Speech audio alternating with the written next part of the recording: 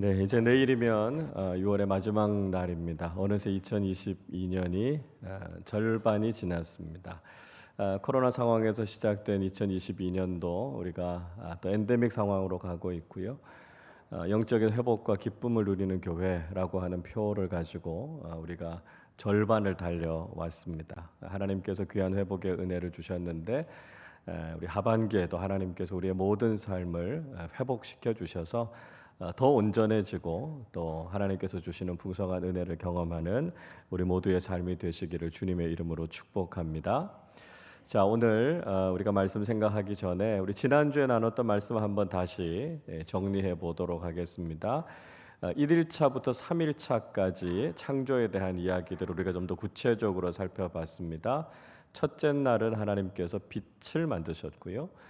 둘째 날은 궁창, 하늘을 만드셨다라고 하는 거죠. 그리고 셋째 날은 땅과 바다, 식물을 만드셨다라고 하는 것입니다. 우리가 이 창조의 과정들을 살펴보면서 하나님께서 아무것도 없는 것에서부터 모든 것을 말씀으로 창조하신, 무로부터 말씀을 매개로 해서 모든 것을 있게 하신 창조에 대해서 우리가 함께 살펴보았습니다. 창조라고 하는 것이 어떤 것일까? 가만히 보니까요, 굉장히 무질서했던 것들에 질서를 부여하셨고 구분을 지으셨고, 그래서 모든 것들을 조화롭게 만드셨던 것이 창조였다라고 하는 걸 우리가 살펴볼 수 있었죠. 하나님께서 말씀하시니까 그대로 되었다라고 하는 완전한 순종이 이루어졌고요.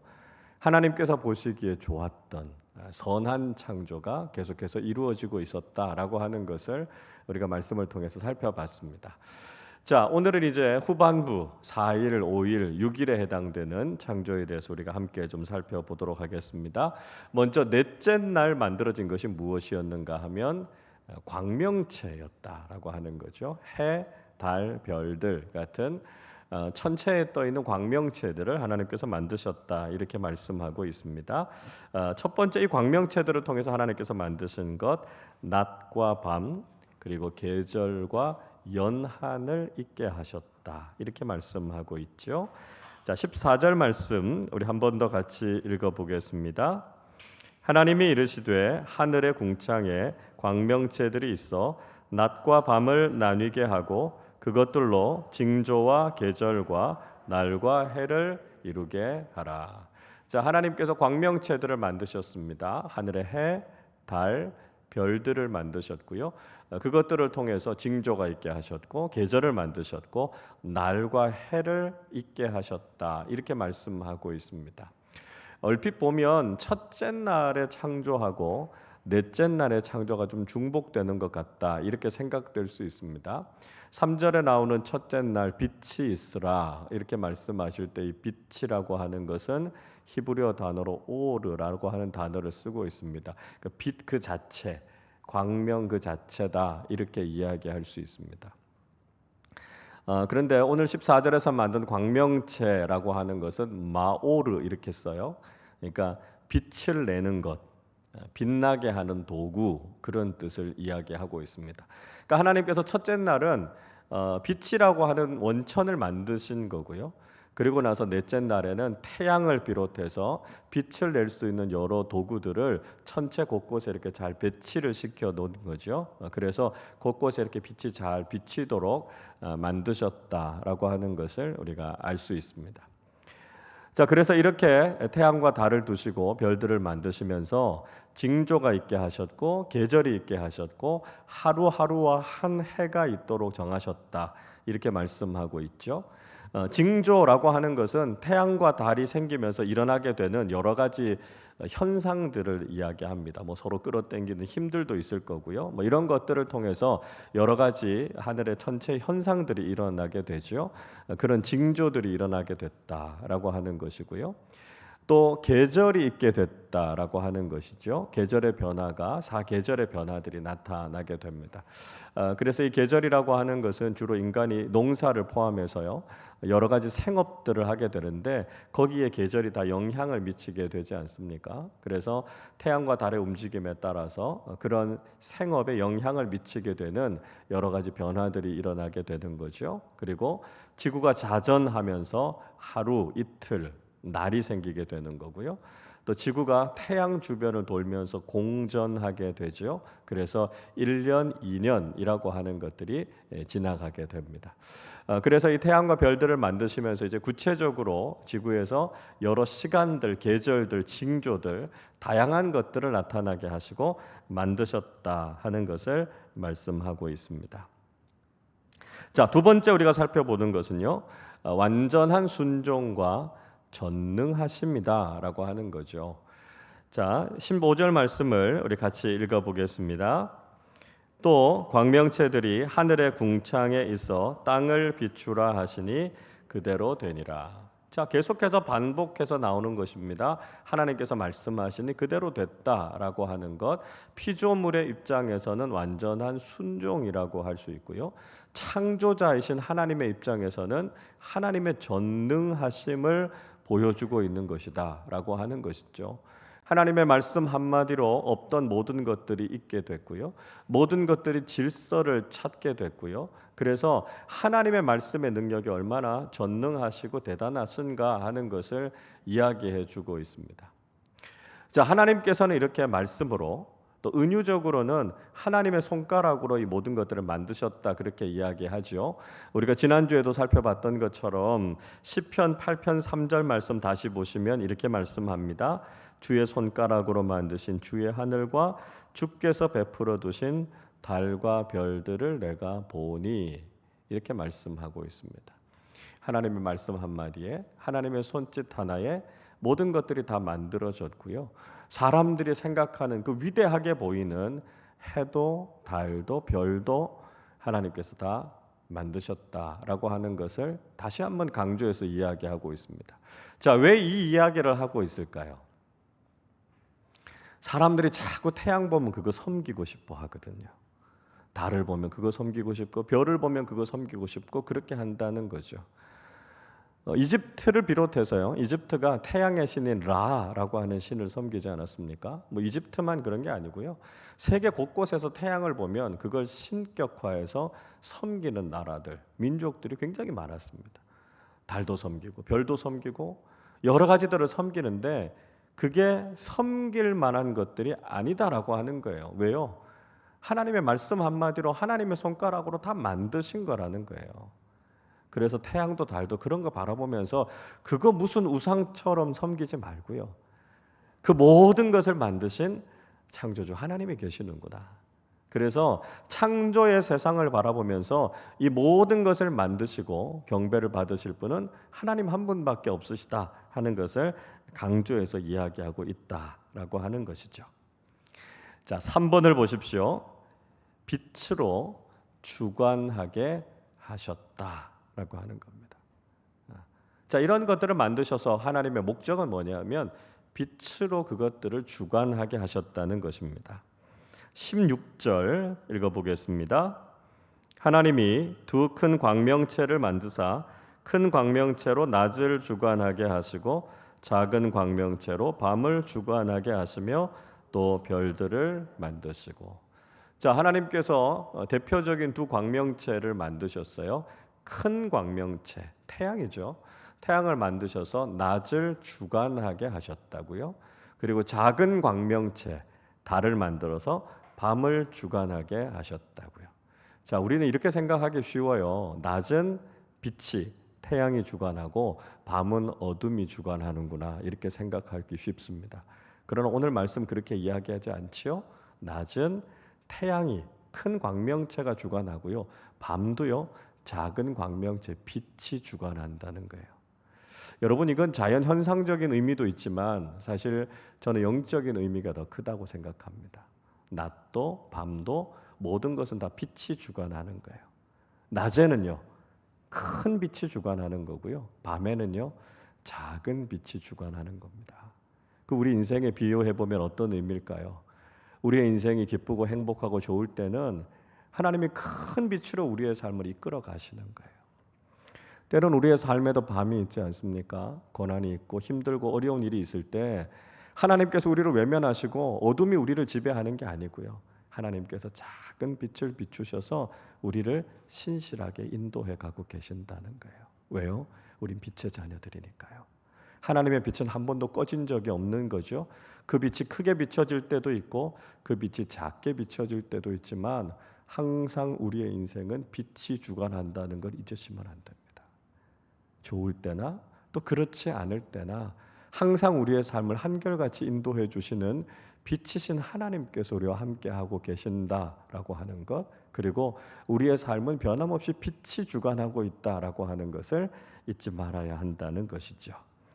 4번입니다. 선한 창조였다라고 하는 거죠. 계속 반복되는 이야기인데요. 18절 한 번 더 같이 읽어보겠습니다. 낮과 밤을 주관하게 하시고 빛과 어둠을 나뉘게 하시니 하나님이 보시기에 좋았더라. 넷째 날 광명체를 만드셨고 역시 하나님께서 보시기에 좋았더라 말씀하고 있습니다. 하나님의 선한 창조가 계속해서 이어지고 있다 하는 것을 이야기하고 있습니다. 자, 이어서 다섯째 날의 창조에 대해서 함께 살펴보겠습니다. 다섯째 날에는 새와 물의 짐승들을 하나님께서 만드셨다라고 하는 것이죠. 자, 다섯째 날의 창조를 통해서 우리에게 보여주고 계신 것이 뭘까요? 1번 보시면 생명의 번성이라는 거예요. 비로소 하나님께서 본격적으로 이제 생물들을 만들기 시작하시거든요. 그걸 만드시면서 생물들을 향해서 번성하라 이렇게 말씀하고 계시죠. 20절 읽어보겠습니다. 하나님이 이르시되 물들은 생물을 번성하게 하라. 땅 위 하늘의 궁창에는 새가 나르라 하시고. 자, 하나님께서 물을 향해서 번성하라, 생물들이 번성하라 이렇게 이야기하고 있습니다. 번성하다라고 하는 건 말 그대로입니다. 개체수가 많아지는 거예요. 가득 채우는 거예요. 막 득실득실하는 거예요. 그렇게 생명이 늘어나고 가득 차는 걸 이야기하고 있습니다. 물에서만이 아니고요. 공중에는요. 새들이 나르라 이렇게 이야기하고 있습니다. 물 속에만이 아니라 하늘 위에서도 하나님의 생명이 가득하게 되는 것을 말씀하고 있습니다. 자, 22절 말씀도 같이 읽어보겠습니다. 하나님이 그들에게 복을 주시며 이르시되 생육하고 번성하여 여러 바닷물에 충만하라. 새들도 땅에 번성하라 하시니라. 자, 한 번 더 하나님께서 번성할 것을 말씀하죠. 생육하고 번성하고 충만하라 이렇게 이야기하고 있습니다. 이 생육하다라고 하는 말은요, 원래 의미는 뭐냐면 이런 겁니다. 과일 나무가 있는데 과일 나무에 열매가 주렁주렁 달려 있는 상태를 가리켜서 생육하다 이렇게 이야기합니다. 자, 번성하라 위에하고 똑같은 말로 번역되어 있는데요, 히브리어로는 좀 다른 단어가 쓰였어요. 아래 나와 있는 이 번성하다라고 하는 의미는 어떤 의미냐면 광주리 같은 거 있잖아요. 광주리 같은데 열매가 이렇게 가득하게 담겨져 있는 이런 모습을 가리켜서 번성하다 그렇게 이야기합니다. 충만하라 이렇게 이야기하죠. 충만하다라고 하는 거 역시 이렇게 가득 차오르는 겁니다. 살이 이렇게 잘 오르는 거, 이게 충만하다라고 하는 의미를 갖고 있습니다. 그러니까 서로 다른 의미가 아니죠. 여러 가지 의미로 이야기하면서 하나님께서 주시는 생명이 그렇게 가득하기를 말씀하고 축복하고 계신 것이다라고 하는 것이죠. 그러니까 하나님의 창조의 역사는요, 늘 우리의 생명을 충만하게 하는 거예요. 우리를 하나님의 생명으로 가득 채워주시는 거죠. 그러니까 하나님의 은혜는 우리를 살리고 우리를 채우고 하나님의 생명이 흘러 넘치게 하는 것인가 하면 사탄의 일은 뭡니까? 생명을 죽이고 생명을 빼앗고 이런 일들을 한다는 거죠. 자, 그래서 예수님께서 요한복음 10장 10절에서 이렇게 말씀하시죠. 도둑이 오는 것은 도둑질하고 죽이고 멸망시키려는 것뿐이요 내가 온 것은 양으로 생명을 얻게 하고 더 풍성히 얻게 하려는 것이라. 그러니까 사탄이 온 목적은 뭡니까? 어떻게든지 우리 생명을 빼앗으려고요. 그런데 어린 양이신 예수 그리스도께서 이 땅에 오신 이유는 우리에게 생명을 얻게 하고 풍성하게 얻게 하시는 거죠. 그러니까 예수님께서 오신 목적도 역시 창조의 목적과 동일한 겁니다. 그러니까 하나님 안에 있으면, 주님 안에 있으면 우리 안에 생명이 번성해지는 복을 누리게 된다는 것이죠. 그래서 이 생명의 번성이 바로 창조의 축복이다 하는 것을 알 수 있습니다. 자, 2번 보시면 하나님께서 바다의 거대한 피조물들도 역시 만드셨습니다. 21절 읽어보겠습니다. 하나님이 큰 바다 짐승들과 물에서 번성하여 움직이는 모든 생물을 그 종류대로, 날개 있는 모든 새를 그 종류대로 창조하시니 하나님이 보시기에 좋았더라. 자, 하나님께서 큰 바다 생물들을 만드셨습니다. 이 크다, 까도르라고 하는 말인데요. 크다라고 하는 건 그냥 크기가 크다 그런 의미도 물론 있고요. 이 굉장히 강하다는 거예요. 그리고 존귀하다, 위대하다 그런 뜻을 갖고 있습니다. 바다 짐승 이렇게 쓰이고 있는데요. 원래 이 말의 의미는 뭐냐면 이게 길다는 거예요. 길다는 거. 그러니까 크고 긴 바다 짐승들을 하나님께서 만드셨다는 거죠. 예를 들자면 뭐 고래 같은 거 아닙니까? 상어, 뭐 악어 이런 물에 사는 큰 동물들을 이야기합니다. 그 모든 것들 아무리 크기가 크고 아무리 강해 보여도 그거 다 하나님께서 만드신 거라고요. 그러니까 왜 이 말씀을 하고 있을까요? 사람들이요 큰 동물들을 보면 그 자꾸 섬기려고 했다는 거예요. 그래서 뭐 바다의 큰 생물체들을 보면 마치 그걸 신이라고 여기고 그걸 자꾸 섬기려고 하니까 아니라는 거죠.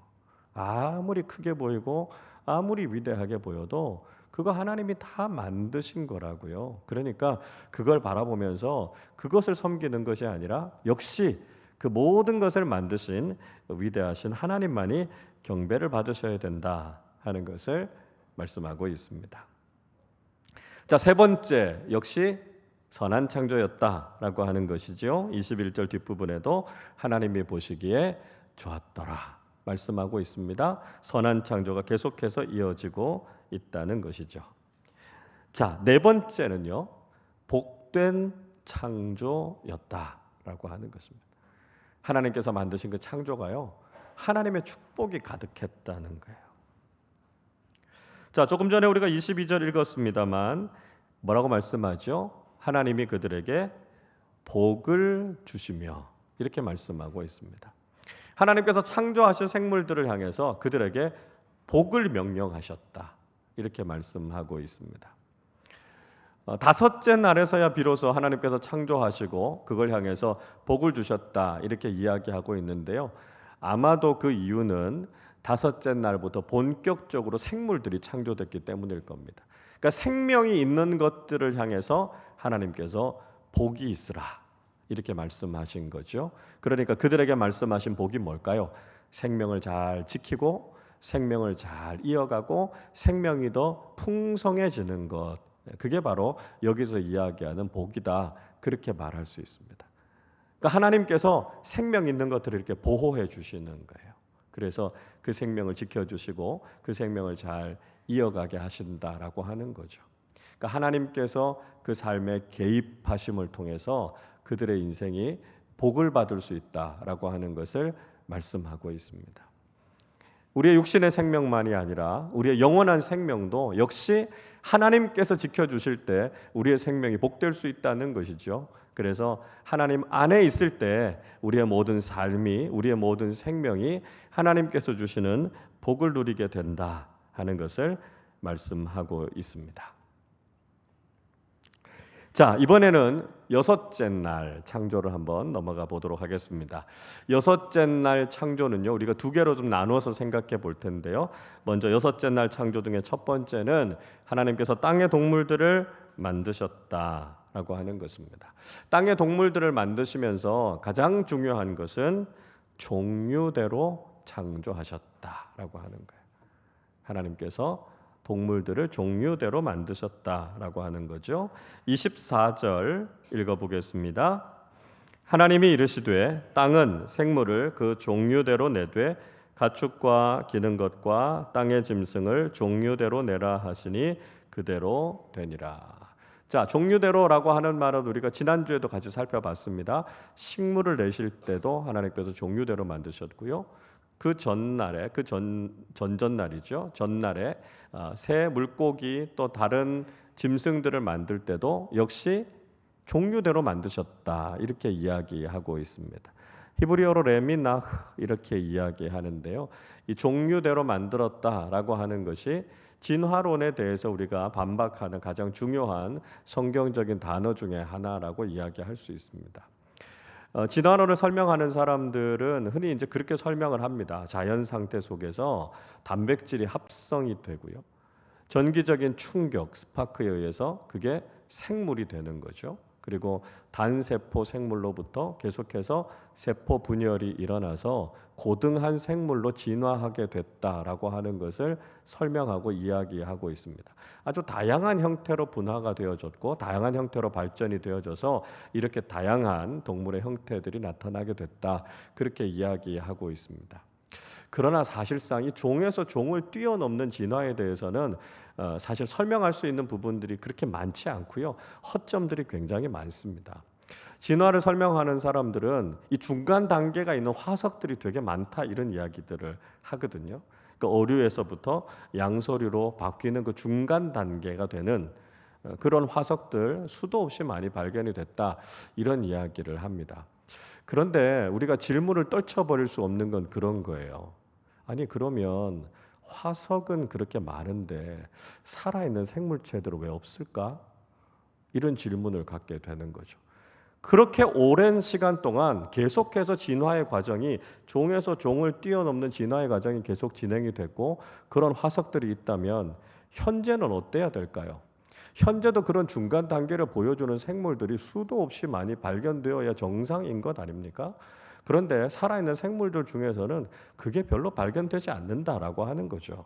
그걸 보면 이 진화라고 하는 것을 설명하는 데 있어서 허점이 많다는 거예요.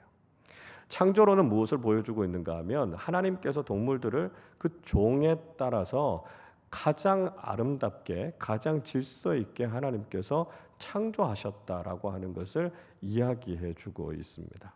그래서 하나님께서 하나님의 창조의 섭리를 가지고 각각의 동물들과 각각의 생물들을 하나님께서 얼마나 아름답게, 얼마나 완벽하게 만들어 주셨는가라고 하는 것을 우리는 이 하나님께서 만드신 동물들을 바라보면서 발견하게 된다 하는 것이죠. 자, 2번입니다. 완전한 순종과 전능하심. 앞에서 나왔던 내용 다시 한번 반복되고 있습니다. 24절에서 그대로 되니라 말씀하고 있죠. 세 번째, 선한 창조가 계속되고 있습니다. 25절 뒷부분에 하나님이 보시기에 좋았더라 말씀하고 있습니다. 그러니까 계속해서 하나님께서 만드신 창조는 선하고 완전하고 하나님의 말씀에 순종하고 하나님의 능력이 나타나는 그 과정들이 계속해서 반복돼서 설명되어지고 있다 하는 것입니다. 자, 마지막으로 우리가 오늘 살펴보려고 하는 건 여섯 번째 날 창조의 두 번째, 인간을 창조하신 내용이다라고 하는 것이죠. 자, 인간 창조와 관련되는 부분들은 창세기에 두 번 나옵니다. 1장에서 한 번 나오고요, 2장에서도 나와요. 자, 이 이야기는 인간을 두 번 만들었다라고 하는 이야기가 아니고요, 인간 창조에 대한 것을 좀 다른 관점에서 반복해서 설명하고 있는 겁니다. 그러니까 1장에서 설명하는 것과 2장에서 설명하는 것은 같은 사건인데 이걸 조금 다른 관점에서 설명을 하고 있다라고 하는 거죠. 자, 그래서 오늘은 1장 끝부분에 있는 인간 창조에 대해서 생각해 보겠습니다. 1번 보시죠. 인간을 하나님의 형상과 모양대로 창조하셨다 하는 겁니다. 인간을 만드실 때 하나님의 형상 또 하나님의 모양대로 창조하셨다 하는 거죠. 자, 26절 27절 같이 읽어보겠습니다. 하나님이 이르시되 우리의 형상을 따라 우리의 모양대로 우리가 사람을 만들고 그들로 바다의 물고기와 하늘의 새와 가축과 온 땅과 땅에 기는 모든 것을 다스리게 하자 하시고 하나님이 자기 형상 곧 하나님의 형상대로 사람을 창조하시되 남자와 여자를 창조하시고. 자, 드디어 하나님께서 인간을 창조하셨습니다. 특징적인 건 뭐냐면 하나님께서 인간을 창조하실 때 다른 것과는 다르게요, 하나님의 형상과 하나님의 모양대로 사람을 만드셨다, 이렇게 말씀하고 있습니다. 형상이라고 하는 말은 히브리어로 첼렘이라고 이야기합니다. 첼렘. 이 말은요, 그늘지다, 그런 뜻입니다. 그늘지다. 그래서 그림자라는 뜻이에요. 그러니까 하나님의 형상이라고 하는 것은 인간이 하나님의 그림자다, 그런 이야기입니다. 모양이라고 하는데요, 모양이라고 하는 말은 때무트라는 단어를 씁니다. 이건 닮다라는 뜻이에요. 그래서 뭔가 인간을 만들 때 하나님과 닮은 모습, 유사한 모습으로 만들었다라고 하는 것을 이야기하고 있습니다. 그래서 이 하나님의 형상이 뭔가, 하나님의 모양이 뭔가, 그러니까 이 신학자들이 이걸 설명하기 위해서 여러 가지 설명들을 했습니다. 이거 굉장히 어려운 얘기예요. 그래서 어떤 사람들이 이렇게 이야기합니다. 이 하나님의 형상이라고 하는 것은 하나님의 성품이다, 이렇게도 이야기합니다. 그러니까 인간이 하나님의 성품을 닮았다라고 하는 거죠. 또 이건 하나님께서 가지고 계신 영, 그걸 인간에게 주셨다는 거예요. 그래서 인간이 영적인 존재가 됐다라고 하는 것을 하나님의 형상이다, 이렇게 보기도 하고요. 또 어떤 분들은 이건 하나님과 사랑을 나눌 수 있는 관계다, 이렇게 설명하기도 합니다. 뭔진 잘 모르겠어요. 하나님의 형상, 하나님의 모양이 정확하게 어떤 것이다라고 하는 걸 딱 설명하기는 어렵습니다. 근데 중요한 건 그거예요. 하나님의 형상과 모양대로 만들어졌다라고 하는 건 인간이요, 하나님을 닮은 구석이 있다는 거예요. 그게 중요한 거예요.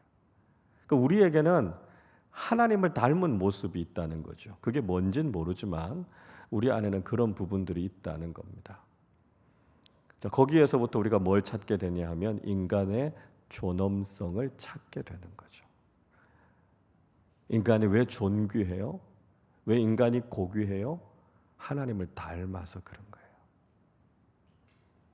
그러니까 인본주의적인 생각과는 차원이 다르죠. 우리가 사람이 그 어떤 모습이라 할지라도 그 사람이 존귀할 수밖에 없는 이유는요, 그 사람을 통해서 하나님을 보게 되기 때문에 그렇습니다. 우리가 사람과의 관계 속에서 사람들에게 함부로 대하지 말아야 될 중요한 이유는 그 사람에게서 우리가 하나님을 보기 때문에 그래요. 그래서 우리가 이 창조의 신앙을 가지고 사람들을 대하게 되고 관계를 맺어가게 될 때 우리는 참 건강하고 바른 관계들을 세워갈 수 있게 된다는 거죠. 근데 우리가 이렇게 잘 못 보잖아요. 그러다 보니까 우리가 다른 사람들에 대해서 함부로 대하고 쉽게 대하고 무시하고 이렇게 될 때가 있는 것 같아요. 그때마다 우리가 이 말씀을 다시 한번 생각해 봐야 되겠습니다. 내 앞에 서 있는 저 사람이 바로 하나님을 닮으신 분이다. 그래서 내가 하나님을 대하듯이 그분들을 대해야 된다는 거죠. 그렇게 대하면 우리의 관계가 달라지지 않겠습니까? 인간이 얼마나 존귀한가 하는 것을 우리가 깨닫게 된다라고 하는 것이죠. 자, 그런데 하나님께서 이렇게 인간을 만드시면서 우리의 형상을 따라 우리의 모양대로 이렇게 말씀하셨단 말이죠. 왜 우리라고 하는 복수형을 쓰셨을까? 엘로힘이라고 하는 복수형을 왜 쓰셨을까라고 하는 거죠. 여러분, 우리가 아는 이단 중에 하나님의 교회라고 하는 이단이 있죠. 보니까 우리 분당 지역에 아주 본부가 있는 것 같아요. 그리고 전국적으로 굉장히 많이 퍼져 있는데요. 이 하나님의 교회에서는 이걸 어떻게 번역하는가 하면 하나님의 형상이 복수라는 거예요. 그래서 27절에 보니까 하나님의 형상대로 남자와 여자를 창조하셨다. 그래서 하나님의 형상이 남자도 있고 여자도 있구나. 그래서 남자 하나님, 여자 하나님, 그래서 복수로 우리라고 썼다는 거예요. 그래서 아버지 하나님, 남자 하나님을 가리켜서 안상홍이라고 이야기하고요, 여자 하나님, 어머니 하나님을 장길자라고 이야기합니다. 그래서 우리는 아버지 하나님도 믿고 어머니 하나님도 믿는다. 왜냐하면 이 말씀에서 근거해서 이야기한다는 거예요. 여러분 어떠세요? 그럴듯하세요? 아니죠. 전혀 아닙니다. 자, 여기에서 왜 하나님께서 우리라고 하는 엘로힘이라고 하는 복수를 쓰셨을까요? 정통신학에서 두 가지로 설명합니다. 첫째는 삼위일체 하나님을 가리키기 때문에 그렇습니다. 성부, 성자, 성령 세 위격이 한 하나님으로 존재하시는 삼위일체 하나님이시기 때문에 우리의 형상, 우리의 모양 이렇게 복수형으로 쓰고 있습니다. 자, 또 한 가지 설명은요. 히브리어가 가지고 있는 아주 중요한 어법 중에 하나인데요. 그게 바로 장엄의 복수라고 하는 겁니다. 그러니까 이 유대인들은요. 어떤 습관이 있는가 하면 말을 할 때 굉장히 크고 위대한 것들을 이야기할 때는 복수로 이야기합니다. 예를 들면 하늘. 그러니까 하늘 바라보면 하늘이 뭐 어마어마하게 높고 광활하고 위대하잖아요. 그러니까 히브리어에서 뭐라고 쓰느냐 하면 하늘들 이렇게 쓴다는 거예요. 물이 굉장히 막 폭포 같은 데서 엄청나게 많은 물이 쏟아지는 거 보면 그 얼마나 장엄하고 대단합니까? 그래서 그걸 가리켜서 물들 이렇게 씁니다. 이걸 장엄의 복수 이렇게 이야기합니다. 자, 하늘과 물보다 더 위대하고 높으신 하나님, 그 하나님을 표현할 때 역시 이 장엄의 복수를 사용하는 거예요. 그래서 엘로힘이라고 하는 복수 형태로 쓰고 있는 겁니다. 자, 우리가 성경을 잘 알아야 돼요. 이단들은요, 자기네 논리를 설명하기 위해서 성경을 자기 마음대로 해석합니다. 그러나 성경은 그런 게 아니다라고 하는 것이죠. 그래서 성경이 어떻게 왜 이렇게 기록됐는가라고 하는 것을 우리가 진지하게 자세히 잘 살펴서 무엇이 진리인가라고 하는 것을 깨닫는 것이 중요하다라고 하는 것이죠. 자, 2번입니다. 인간이 모든 생물들을 다스리게 하셨다 하는 겁니다. 자, 인간을 창조하시고 하나님께서 맡기신 중요한 책무가 있었어요. 그게 뭐냐면 모든 생물들을 다스리게 하시는 겁니다. 좀 전에 26절 읽었던 거 보시면 모든 것을 어떻게 하자고요? 다스리게 하자고요. 그 사람을 만들어서 사람이 땅에 있는 것들, 바다에 있는 것들, 공중에 있는 것들 모든 생물들을 다 다스리게 하자 이렇게 이야기하고 있습니다. 이건 뭐 그 위에 군림하거나 아니면 인간이 교만해져도 된다 이런 뜻이 아니고요. 책임 있게 적극적으로 하나님께서 만드신 생명을 지키고 보존하는 역할을 해야 된다는 거예요. 이게 사람에게 맡겨주신 아주 중요한 책임이다 하는 것을 말씀하고 있습니다. 문제는요, 우리가 이런 것들을 잘 관리하지 못하잖아요. 그래서 피조물들이 그것 때문에 얼마나 고통스러워하고 신음 가운데 있습니까?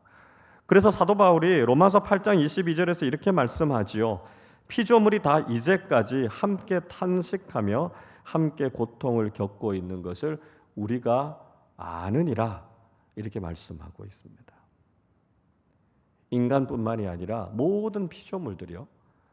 결국은 인간이 죄로 타락하게 되면서 그런 역할들, 하나님께서 맡겨주신 올바르게 다스리고 책임을 다하는 역할들을 하지 못하니까 사람들뿐만이 아니라 피조 세계에 있던 모든 생물들도 다 고통스러워한다고요. 그래서 우리가 창조신앙을 가지고 올바르게 모든 것들을 잘 다스리는 역할을 하는 것이 중요하다 하는 것을 잊지 말아야 된다는 것이죠. 3번입니다. 인간을 복되고 번성하게 하셨다라고 하는 것입니다. 28절의 말씀인데요. 특별히 이걸 가리켜서 문화명령 그렇게 이야기합니다. 문화명령. 그게 이 창세기 1장 28절의 말씀입니다. 굉장히 중요한 말씀이거든요. 자, 28절 말씀 같이 읽어보겠습니다. 하나님이 그들에게 복을 주시며 하나님이 그들에게 이르시되 생육하고 번성하여 땅에 충만하라 땅을 정복하라 바다의 물고기와 하늘의 새와 땅에 움직이는 모든 생물을 다스리라 하시니라. 자, 하나님께서 인간을 창조하시고 그들에게 복을 주셨습니다. 그리고 복을 주신 내용을 5가지로 설명하고 있죠. 생육, 번성, 충만, 정복, 다스림 이렇게 이야기하고 있습니다. 동물들에게 주셨던 것과 비슷하기도 하고요. 또 추가로 이야기하고 있는 것이 정복하는 것, 다스리는 것 그렇게 이야기하고 있습니다. 자, 그래서 이걸 가리켜서 인간에게 주신 문화 명령 그렇게 말씀하는 겁니다.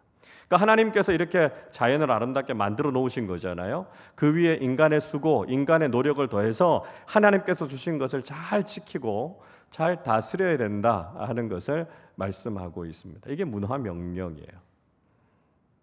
자, 근데 이제 문제는 뭐냐면 이 정복하다라고 하는 단어에 문제가 있습니다. 이 정복하다라고 하는 카바시라고 하는 말이 뭐냐면 밟다 이런 말이거든요. 발로 밟는 걸 이야기해요. 그러니까 이 단어가 가지고 있는 이 정복하다라고 하는 단어가 가지고 있는 어감이 뭐냐면 굉장히 좀 공격적입니다. 좀 과격해요. 그러다 보니까 결국은 이 말씀이 인간이 자연을 함부로 훼손하고 환경을 오염시켰던 모든 것들을 조장한 말씀이 아니냐 이렇게 비판하는 사람들이 있더라는 거예요. 대표적인 사람이 철학자인 프란시스 베이컨 같은 사람이고요. 또 환경학자인 린 화이트 주니어라고 하는 환경학자도 대표적으로 이 말씀을 가지고 공격합니다. 하나님이 인간으로 하여금 이 세상을 정복하라고 했기 때문에 이렇게 환경이 오염되고 자연이 파괴되고 이렇게 된 거 아니냐, 그 책임을 그렇게 떠넘기는 거죠. 이런 단어 때문에 좀 오해가 되는 부분들이 있지만 우리가 중요한 건 뭐냐면 성경 전체의 정신입니다. 성경 전체에서 우리에게 말씀하시는 것, 아까도 우리가 살펴봤지만 하나님께서는 우리 인간에게 책임 있게 다스리고 보존하고 관리할 것을 우리에게 말씀하고 있는 거예요. 하나님이 만들어 놓으신 걸 막 깨트려도 된다, 그런 뜻이 아니잖아요.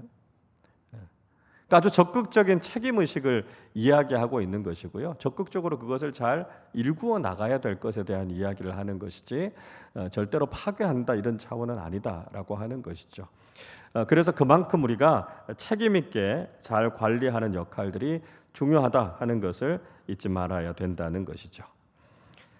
4번입니다. 식물을 인간의 먹을거리로 주셨다 하는 것입니다. 29절 읽어보겠습니다.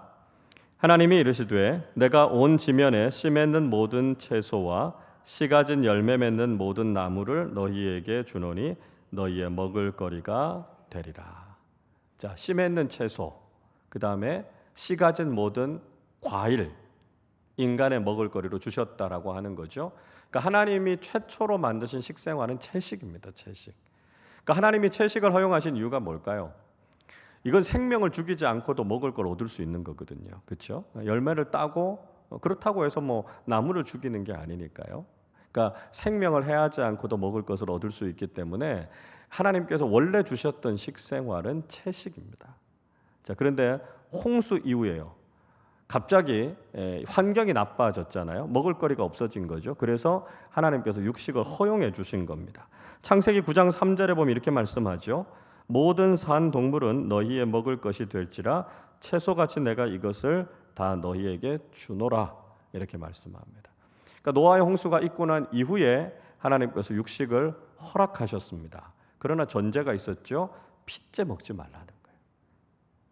피는 생명을 상징하는 거기 때문에 피를 먹지 말라 말씀하고 있습니다. 그리고 피째 먹는 것과 또 동물들을 막 잔인하게 죽이고 이런 것들에 대해서 하나님께서 금하신 거예요.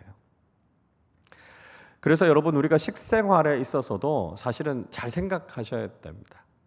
그래서 우리가 막 동물들을 해하고 육식을 막 즐기고 이런 것들이 원래 하나님의 창조의 질서는 아니었다라고 하는 걸 우리가 좀 알 필요가 있는 것 같아요. 근데 이제 우리 육식 좋아하잖아요. 뭐 저도 그렇거든요. 보면 우리가 이게 처음 하나님이 만드셨던 창조의 원칙은 아니구나, 질서는 아니구나 하는 걸 알게 됩니다. 그래서 우리가 줄여야 될 것들을 좀 줄이고요. 우리의 식생활과 이런 부분들에 있어서도 사실 이런 하나님의 원칙을 따라 살아가는 것이 굉장히 우리가 건강을 지키는 부분에 있어도 참 유용한 부분이라고 할 수 있어요.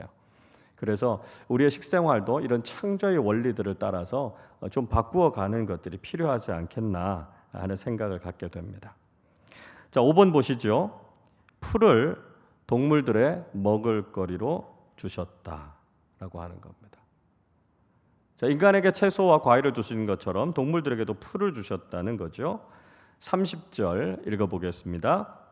또 땅의 모든 짐승과 하늘의 모든 새와 생명이 있어 땅에 기는 모든 것에게는 내가 모든 푸른 풀을 먹을거리로 주노라 하시니 그대로 되니라.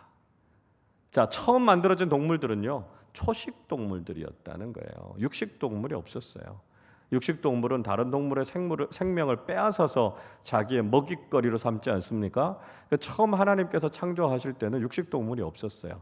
근데 육식 동물이 언제 생겼을까? 아마도 인간이 타락하고 난 이후에 동물들의 식성들이 바뀐 것 같아요. 그리고 서로를 향해서 적대적이고 죽이고 먹고 하는 관계로 그 관계가 깨져버린 거죠.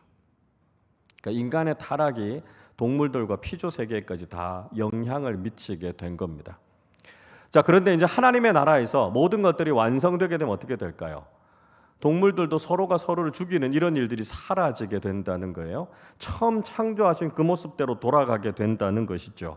이사야서 11장 7절 8절이 이렇게 말씀합니다. 암소와 곰이 함께 먹으며 그것들의 새끼가 함께 엎드리며 사자가 소처럼 풀을 먹을 것이며 젖 먹는 아이가 독사의 구멍에 장난하며 젖된 어린아이가 독사의 굴에 손을 넣을 것이라 말씀하고 있습니다. 자, 하나님께서 회복하시는 하나님 나라의 모습은 어떤 모습일까요? 평화로운 모습이에요. 사자가요 풀을 뜯어먹는 초식동물로 바뀐다고요. 이게 원래 하나님께서 만들어 두신 창조의 모습이거든요. 서로를 죽이거나 서로를 잡아먹는 것이 아니라 서로가 평화롭게 살아가는 그 모습을 이야기하고 있습니다. 이 세상에서 이루어지진 않겠죠. 그러나 하나님의 나라에서는 하나님의 만들어 놓으신 이 창조의 원형, 그 아름답게 회복된 모습을 우리가 보게 될 것이다 하는 것을 말씀하고 있습니다. 자, 마지막 6번입니다. 창조의 완성이 이루어진 것이죠. 창조가 완성이 됐습니다. 31절 읽어보겠습니다. 하나님이 지으신 그 모든 것을 보시니 보시기에 심히 좋았더라. 저녁이 되고 아침이 되니 이는 6째 날이니라. 하나님께서 6일까지 창조하신 모든 걸 보셨습니다.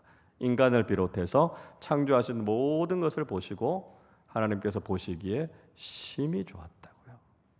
가장 아름다운 창조가 완성이 됐다. 그렇게 말씀하고 있습니다. 그러니까 6일 동안 창조하시고 하나님께서 얼마나 흡족해 하셨는지 모릅니다. 하나님의 마음에 꼭 드셨던 것을 이야기하고 있는 것이죠. 우리가 지금 보고 있는 하나님께서 만들어 두신 이 세계는 사실 깨진 모습 아닙니까? 인간의 타락으로 인해서 깨어진 모습들인데요. 우리가 깨어진 이 창조 세계들을 바라보면서도 참 감탄할 때가 많습니다. 인간이 그 어떤 아름다운 것을 짓고 만든다 할지라도 하나님께서 만들어 두신 이 깨어진 자연에 비교할 바가 아니다라고 하는 것이죠. 깨어져 있는 것을 보는 것도 이렇게 아름답고 황홀한데 이제 우리가 장차 하나님 나라에 가서 모든 것이 완성되어 있는 모습을 보게 되면 얼마나 아름답겠습니까? 하나님께서 처음 창조를 완성하시고 보시기에 심히 좋았다 말씀하셨던 그 모습을 우린 천국에서 보게 될 겁니다.